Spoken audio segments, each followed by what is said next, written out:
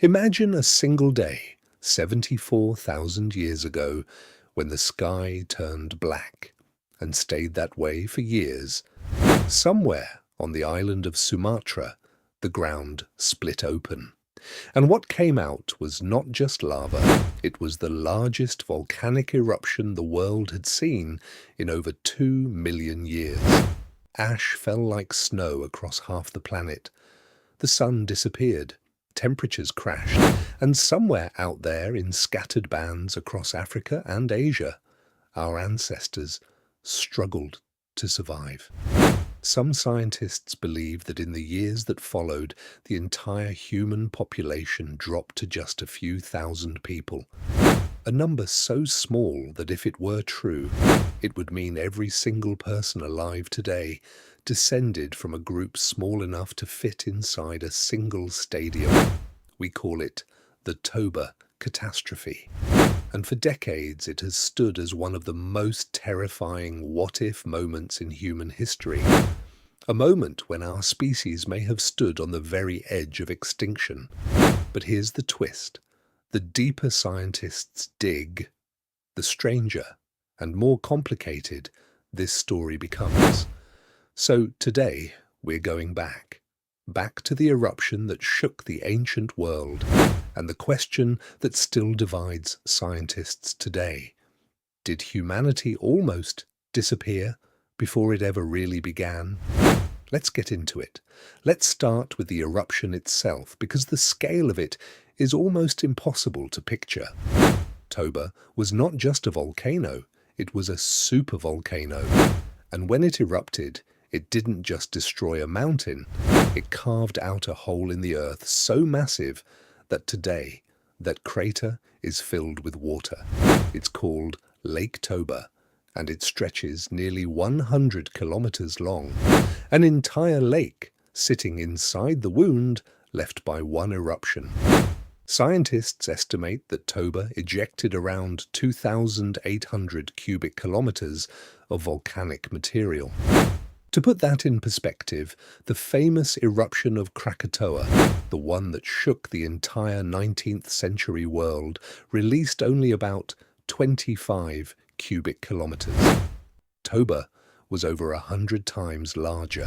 The ash didn't just fall near Sumatra, it travelled thousands of kilometers, burying parts of India under layers several meters deep.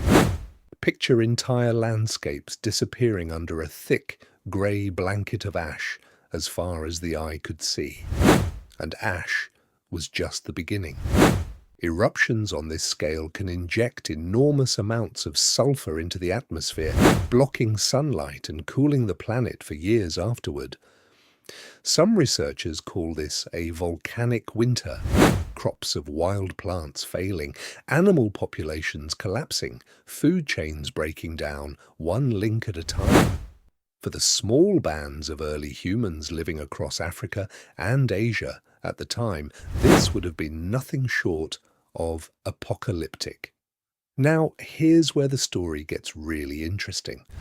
Because this theory didn't start with volcanic ash, it started with something much smaller: DNA. In the 1990s, geneticists studying human diversity noticed something strange. Compared to other great apes like chimpanzees and gorillas, modern humans show remarkably little genetic variation. And that's odd because there are billions more humans on Earth than there are chimpanzees.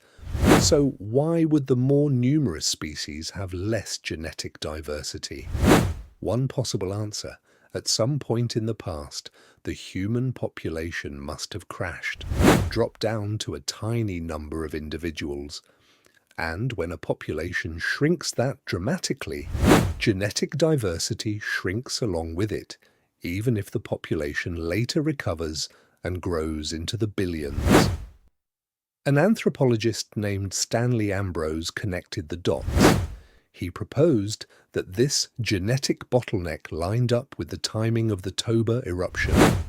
His theory suggested that the eruption and its aftermath, the ash, the cooling, the collapsing food supply, may have crushed the human population down to as few as 3 to 10,000 breeding individuals. Think about that for a moment. Every person alive today, every language, every culture, every city on Earth, all of it potentially descended from a group of survivors small enough to gather in a single school gymnasium. It's a chilling thought, and for years it captured the public imagination as one of the greatest near misses in the history of our species. But science rarely leaves a dramatic theory untested, and when researchers went looking for proof, the picture got a lot messier. One of the biggest challenges came from a site in southern India called Jwalapuram. Researchers excavating there found stone tools both below and above the layer of Toba ash. And here's the key detail: the tools didn't change. The same tool-making traditions continued, seemingly uninterrupted, right through the eruption. If the eruption had wiped out the people living there, you would expect a gap, evidence of abandonment, or a completely different style of tools showing up later, brought in by new arrivals. Instead, life continued, quietly, stubbornly, as if the sky falling wasn't enough to end it. Similar patterns turned up at sites in Africa: continuity, not collapse. Then came challenges to the genetic side of the theory as well. As scientists gathered more genetic data, using broader genome-wide studies instead of relying on a single genetic marker, the timing of human population bottlenecks became far less tidy. Some evidence pointed to population dips happening earlier, tied to early migrations out of Africa. Other evidence suggested a more gradual decline rather than one single catastrophic crash. The clean story, one eruption causing one dramatic bottleneck, started to unravel. But here's what makes this story so fascinating. The theory isn't dead. It's just more complicated. Because while human sites showed surprising resilience, other species didn't get off so easily. Orangutans living in Sumatra, essentially right on top of the volcano, show genetic evidence consistent with a real population crash around the time of the eruption. Other primates and mammals in the region tell similar stories. So something devastating clearly happened. Just maybe not everywhere, and maybe not to everyone. The most likely picture, according to many researchers today, is this. Toba was a genuine regional catastrophe, utterly devastating for populations living near Sumatra and across Southeast Asia, but not necessarily a planet-wide, species-ending event. Some human groups may have suffered horribly. Others, farther from the ash and the worst of the cooling, may have carried on largely unaffected. Not extinction, but not nothing either. So, did humanity really almost go extinct 74,000 years ago? The honest answer is, we don't fully know. The evidence doesn't point to a single clean catastrophe that nearly wiped out our species. But it also doesn't disprove that some early human populations were pushed to the very brink of survival, while others endured, adapted, and carried the story of our species forward. Maybe that's an even more powerful idea than the original theory. Not one group of a few thousand survivors saving all of humanity by pure luck, but scattered pockets of ancient people facing ash-choked skies and failing food supplies in different corners of the world. And somehow, some of them made it through. Toba reminds us just how fragile our early existence really was, and it shows us something else too, how science itself evolves.